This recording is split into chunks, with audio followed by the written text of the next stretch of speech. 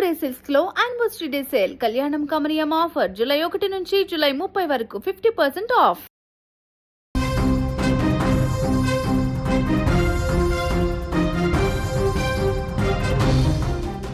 Doctor B R Ambedkar Konaseema జిల్లా Razole police station పరిధిలో ఇద్దరు మైనర్లు అదృశ్యమైనటువంటి ఘటన సుఖాంతమైంది.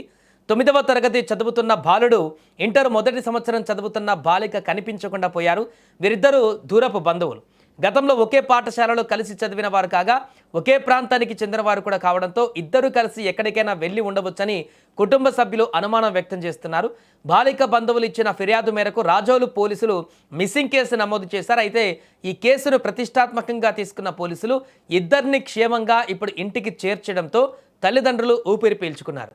ఈ ఘటనకు సంబంధించిన పూర్తి వివరాలు తెలుసుకుందాం. మా ప్రతినిధి అరుణ్ తేజ్ ఫోన్ లైన్లో మరిన్ని వివరాలు అందిస్తారు. అరుణ్ తేజ్, అసలు మిస్సింగ్ ఎలా జరిగింది, ఏంటి, కావాలని ఇద్దరు వెళ్ళారా, ఎక్కడ దొరికారు, ఏం చెప్తున్నారు పోలీసులు?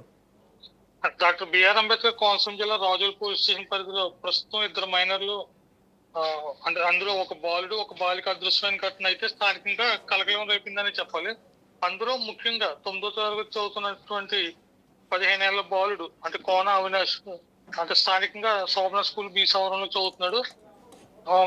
అంటే 16 ఏళ్ల బాలిక అంటే తరపట్ల దీవెన వర్ష అంటే వెలాసిటీ జూనియర్ కాలేజ్ స్థానికంగా తాటిపాక స్కూల్ కాలేజీలో ఇంటర్మీడియట్ చదువుతుంది.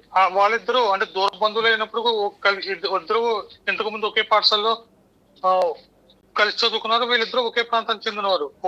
ఒక్కసారి ఇద్దరు కూడా కనిపించకుండా పోవడంతో కుటుంబ సభ్యులైతే అనేక కోణాలు సందేహం అయితే వ్యక్తం చేశారు. అలాగే ఏ విధంగా అదృశ్యమయ్యారనే కోణంలో కూడా పోలీసులు విచారణ చేపట్టి ఈ అదృశ్యం ఎలా అదృశ్యమయ్యారన్న దాని గురించి చాలా కోణాలు దర్యాప్తు చేశారు. స్థానికంగా ఇక్కడ అమలాపురం, కాకినాడ, ఇటు వెస్ట్ గోదావరి, పాలకొల్లు, భీమవరంలో కూడా వీరిని వెతకడం జరిగింది. ఈ మిస్సింగ్ కేసు అంటే బాలిక బంధువులు నిన్న ఇచ్చిన ఫిర్యాదు మేరకు రాజోలు పోలీసులు అయితే దీని మీద తీవ్ర దర్యాప్తు చేసి ఎట్టకేలకైతే వీళ్ళని ట్రేస్ అవుట్ చేయడం కూడా జరిగింది.